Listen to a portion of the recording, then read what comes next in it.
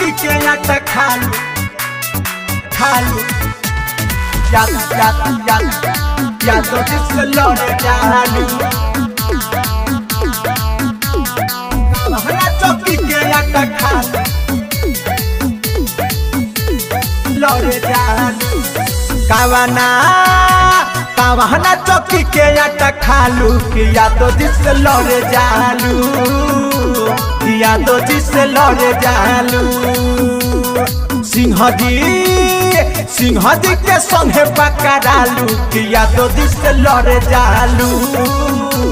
किया तो जिससे लौटे जालू कावना चौकी के आटा खालू किया तो जिससे लौटे जालू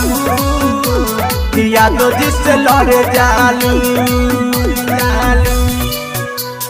कावना चौकी के आटा खालू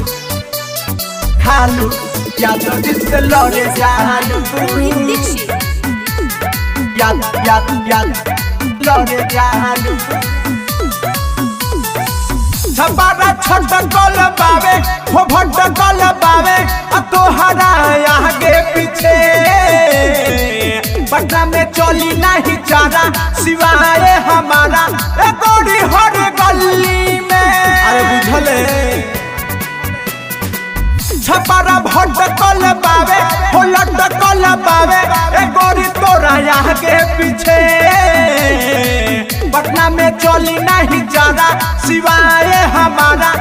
गोरी हर गली में हाँ बलिया में बाल खूब खालू किया तो जिससे लौटे जालू किया तो जिससे लौटे जालू तू तो देखो ही में लागतारू चालू किया तो जिससे लौटे जालू किया तो जिससे लौटे जालू कावना चौकी के आटा खालू खालू या तो जिससे लौटे जालू याद लौटे जालू दीपक पे हाथ देखी जोरस तोहरे पमरस गोरी तहरा फेरा में गोरखीराज नहीं छोड़ी तहरा के कोरी घेरा डू कहियो घेरा में कहता नहीं बुझ जा दीपक दे हाथ देखी जोरस तोहरे पमरस गोरी तहरा फेरा में युवराज विशाल नहीं छोड़ी तहरा के कोरी घेरा डू कहियो घेरा में हाँ सोनुआ के साथ खूब खालू या तो जिससे लौटे जालू किया तो जिससे लौटे जालू